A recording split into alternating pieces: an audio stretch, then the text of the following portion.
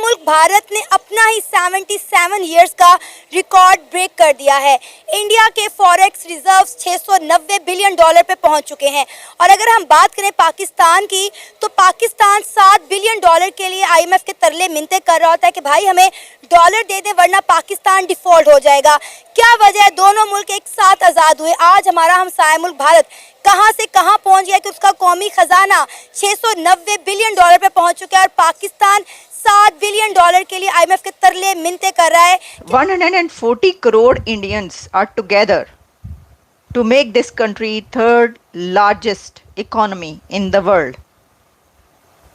ये बड़ी बात है। अच्छा, And India's foreign exchange reserves rose to a record high for a third straight week. Data from the Reserve Bank of India showed on Friday the country's import cover had hit a new high in the latest reported week. तब India का खजाना 690 billion dollar तक जा पहुंचा, जो कि historically आप देखे जाए तो कभी भी उनके फॉरेक्स रिजर्व्स इतने बिलियन डॉलर तक नहीं पहुंचे। कि इंडिया के फॉरेक्स रिजर्व एक हाईएस्ट पॉइंट पर इस वक्त पहुंचे हुए हैं, जो अभी तक हमें रीसेंट पास में नजर आ रहे थे उससे कहीं ज्यादा 689 बिलियन डॉलर्स तक ये इंडिया के फॉरेक्स रिजर्व्स पहुंच चुके हैं। जो इंडिया का बिजनेस स्टाइल है ना, वो बड़ा कंफर्टेबल है। वहाँ पे बिजनेस वालों को फैसिलिटेट किया जाता है।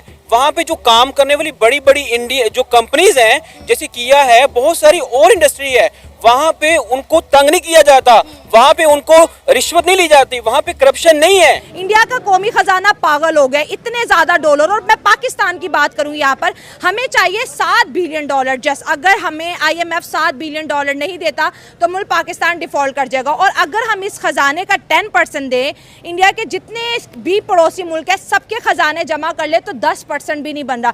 एक मुल्क, उसके पास इतना कौमी खजाना कहाँ से आया, कैसे जमा किया? और पाकिस्तान के कौमी खजाने कंगाल क्यों पड़े हैं? देखिए, ये बात सही है कि भारत इस वक्त जहां पर पहुंच चुका है, और रिन्यूएबल एनर्जी हो, सेमीकंडक्टर्स हो, या इस तरह की कोई भी टेक्नोलॉजी हो, उसके ऊपर जब बात की जाती है तो वो यही बात है कि जो इंडिया है वो इस वक्त उस जगह पर है कि जहां पे 21st सेंचुरी में जो है ये कहा जा रहा है कि जो मईशत, जो इकोनॉमी सबसे तेज़ी से तरक्की कर रही है वो भारत की है। दोस्तों पाकिस्तानी रिएक्शन वीडियो में फिर से एक बार स्वागत। दोस्तों, भारत के फॉरेन रिजर्व विदेशी मुद्रा भंडार 690 मिलियन डॉलर पहुंच चुका है। और पाकिस्तानी मीडिया इस पर चर्चा करें कि भारत के पास इतना रिजर्व कैसे, हम 7 मिलियन के लिए IMF के कदमों में पड़े रहते हैं, इधर उधर कटोरा लेके घूमते हैं। दोनों ही देश एक साथ आज़ाद हुए, भारत इतने आगे कैसे पहुंच गया? और भारत दिन पे दिन अपने ही रिकॉर्ड तोड़ता जा रहा है, और उनका बिजनेस और उनकी IT इतनी अधिक बढ़ चुकी है कि बहुत ज़्यादा पूरी दुनिया उन्हें इन्वेस्ट करती है। हमारे देश में भीख से काम चलता है, गो पाकिस्तानी के नारे लगते हैं। तो चलिए देखते हैं पाकिस्तानी रिएक्शन वीडियो। बात करेंगे IMF की एक रिपोर्ट जिसने जो है तहलका मचा दिया। पहले उसने पड़ोसी मुल्क इंडिया के बारे में कहा था कि उसकी इकोनॉमिक ग्रोथ जो है 7% तक होगी, लेकिन आज IMF अपने ही अल्फाजों से पलट रहा है और कह रहा है कि उनकी इकोनॉमिक ग्रोथ जो है 8.2% रहेगी। और अगर हम फॉरेक्स रिजर्व की बात करें तो आज उनका खजाना, मतलब इंडिया का खजाना 690 बिलियन डॉलर तक जा पहुंचा, जो कि हिस्टोरिकली आप देखे जाए तो कभी भी उनके फॉरेक्स रिजर्व्स इतने बिलियन डॉलर तक नहीं पहुंचे। मतलब अगर 10 बिलियन डॉलर को फिगर को इंडिया क्रॉस करता है तो इंडिया की तारीख का सबसे बड़ा फॉरेक्स रिजर्व होगा। इंडिया का कौमी खजाना पागल हो गया, इतने ज्यादा डॉलर। और मैं पाकिस्तान की बात करूं, यहाँ पर हमें चाहिए 7 बिलियन डॉलर। जस्ट अगर हमें IMF 7 बिलियन डॉलर नहीं देता तो मुल्क पाकिस्तान डिफॉल्ट कर जाएगा। और अगर हम इस खजाने का 10% दें, इंडिया के जितने भी पड़ोसी मुल्क है सबके खजाने जमा कर ले तो 10% भी नहीं बन रहा। एक मुल्क, उसके पास इतना कौमी खजाना कहाँ से आया, कैसे जमा किया? और पाकिस्तान के कौमी खजाने कंगाल क्यों पड़े हैं? इंडिया ने दुश्मनी नहीं पाल रहा किसी से। ये तिजारत करता है, ये अपने दोस्तों को ढूंढता है, ये उन लोग मुल्कों के साथ फॉरेन पॉलिसी बनाता है जिनसे उनका सेल्फ इंटरेस्ट हो। ये नहीं चाहता कि अमेरिका अपनी उंगलियों पे नचाए, रूस नचाए, नहीं नचाता। अगर उनको अमेरिका से कुछ मिलता है तो इंडिया उधर उस तरफ जाता है, अगर उनको रशिया की तरफ से मिलता है तो उधर चला जाता है। अब इसको देखो कि अगर पाकिस्तान या इंडिया के साथ तिजारत करना शुरू करें, इमेजिन करो अगर उनका खजाना पागल हो रहा है तो हमारा भी होगा। हाँ, बॉर्डर से आर पार चीज़ें जहाँ, ठीक है, तिजारत होगी हमारी। ये हमारा ख़जाना भी बढ़ सकता है हाँ, इससे। ठीक है। दूसरी बात, वो आईटी में इन्वेस्ट कर रहे हैं, हम किस में इन्वेस्ट कर रहे हैं पता है आपको? किसमें? वेपन्स में इन्वेस्ट कर रहे हैं, लोगों को एक्सट्रीमिस्ट बना रहे हैं।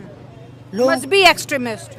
मजहबी बना लो, सोशल बना लो, कल्चरल बना लो, कुछ भी, हम सारे एक्सट्रीमिस्ट है। You can say that might be an religious point of view और कल्चरल और एथनिक लेवल। एथनिक लेवल का कितना एक्सट्रीमिज्म है पाकिस्तान में?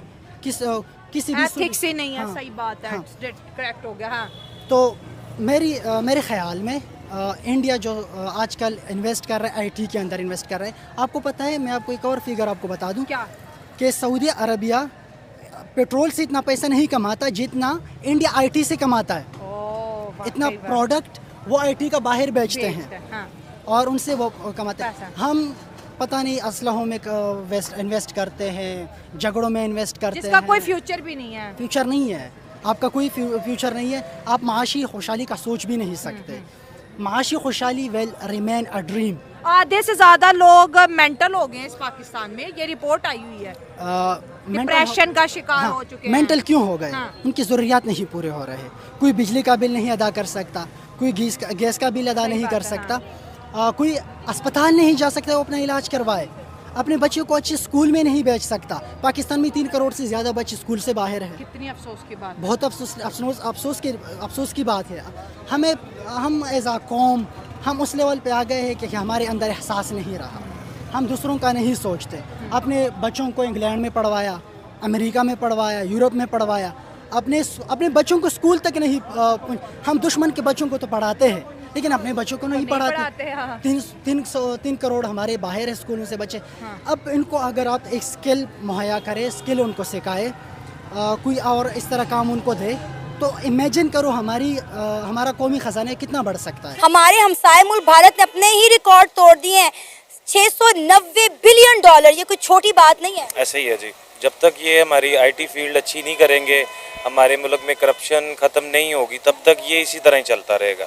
ये जब से पाकिस्तान बना है तब से ही चलता आ रहा है। जब तक हमारी आवाम खुद नहीं उठेगी, कोई इनिशिएटिव नहीं लेगी, तब तक ये इसी तरह ही चलेगा जी। सर, इन्हें खाने से फुर्सत ही नहीं है। अब आप इनके उठा के देखें कि इनके बैंक बैलेंस, इनकी जायदादें, इंडिया के प्राइम मिनिस्टर नरेंद्र मोदी के नाम कोई एक जायदाद आप उठा के दिखा दें। उन्होंने बाहर के मुल्कों में जाके कितनी प्रॉपर्टीज बनाई हैं, कितनी जायदादें बनाई हैं, लेकिन हमारे यहाँ पे लंदन में, दुबई में, पता नहीं कहाँ कहाँ पे इनकी प्रॉपर्टीज निकलती हैं। देखिए, हमें इस चीज़ से इशू नहीं है। नरेंद्र मोदी जो भी है वो खाते होंगे, नो इसमें कोई शक की गुंजाइश नहीं है, लेकिन एटलीस्ट उनकी प्रायोरिटीज क्लियर हैं। उनको पता है कि हमने इंडस्ट्री को आगे लेकर चलना है, हमने बिजनेस को यहाँ पे लेकर आना है।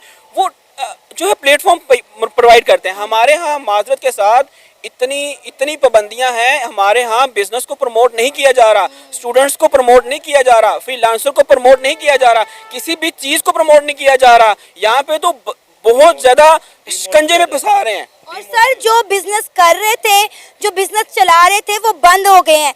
आधी से ज्यादा हमारी टेक्सटाइल इंडस्ट्री जो है वो बांग्लादेश और इंडिया शिफ्ट हो गई है। अगर मैं बिजनेस ओनर हूँ, मुझे रोज सरकारी अदारे आके तंग करेंगे, तो मैं तो छोड़ के किसी ऐसे मुल्क में जाऊंगा ना जहां मुझे सुकून मिलेगा, जहां से मुझे सिक्योरिटी होगी। तो यही बात है, यही खुदारा इस मुल्क में बिजनेस ओनर को रहने दें, उनको सिक्योरिटी प्रोवाइड करें, उनको यकीन दिलानी करें कि आपका बिजनेस सिक्योर है, तभी हमारे मुल्क में रेवेन्यू जनरेट होगा, तभी हमें IMF से दर जाके मांगने की जरूरत नहीं पड़ेगी जब तक सिक्योरिटी नहीं होगी हमारे सर, अब ये देखें ना कि हमारे माथों के ऊपर सो कॉल्ड लेबल लगा दिया गया है, बैगर्स कांट बी चूजर। और हमारे सियासतदान जब भी किसी मुल्क में जाते हैं तो उनके हाथ में सिर्फ एक कटोरा होता है। अगर हम अपने फॉरेन मिनिस्टर की बात करें तो उन्हें यही नहीं पता होता कि उन्होंने इंटरनेशनल फॉर्म पे जाके बात क्या करनी है। वो सिर्फ कश्मीर का रोना रोते हैं या फिर पैसे मांगते हैं और वापस आ जाते हैं। हालांकि हमारे मुल्क में हजारों मसले हैं जिन पर बात हो सकती है, लेकिन इन्हें पता ही नहीं कि अपने मुल्क को रिप्रेजेंट कैसे करना है। खुद भी जलील होते हैं और हमें भी जलील करवाते हैं। वो इसीलिए नहीं पता होता क्योंकि हमारे मुल्क में जो है वो किसी को यही नहीं पता कि मैंने कल तक रहना है कि नहीं रहना। हमारे मुल्क में जो हमारी जो हुकूमती है वो आपस में एक यथा नहीं है। उनको पता ही नहीं है कि हर बंदा तो टुकड़ों से आया हुआ है, तो वो कैसे पॉलिसी बनाएंगे, कैसे मुल्क चलाएंगे। तो जब एक इत्तेहाद की हुकूमत होगी, मेजोरिटी की हुकूमत होगी, वो किसी भी पार्टी के साथ हो, वो नून लीग हो, PTI हो, कोई भी हो, जब तक जो है वो एक इत्तेहाई हुकूमत नहीं होगी, लॉन्ग टर्म प्लानिंग नहीं होगी, बिजनेसमैनों के लिए, स्टूडेंट्स के लिए, फ्रीलांसर के लिए, गरीबों के लिए नहीं सोचा जाएगा, तो हमारा मुल्क खुदारा ऐसे ही चलेगा। सर, इंडिया की कामयाबी का राज यही है कि वहाँ पे पॉलिटिकल स्टेबिलिटी है। नरेंद्र मोदी की हुकूमत को ये तीसरा टेन्योर है और वो देखें कहाँ से कहाँ लेके चलेंगे अपने मुल्क को। सबसे पहले इंटरफेरेंस नहीं है, दूसरा वहाँ पे जो प्राइम मिनिस्टर इलेक्ट होता है उसमें कंसिस्टेंसी आती है। यहाँ पे 3-3.5 साल के बाद हमारे प्राइम मिनिस्टर चेंज हो जाता है, उसको निकाल दिया, उसको डाल लिया, उसको निकाल दिया, उसको डाल लिया। जब तक ये चीज़ें इनके पास प्लान नहीं होगा, ये इसी तरह ही चलता रहना है और इसका कोई हल नहीं है।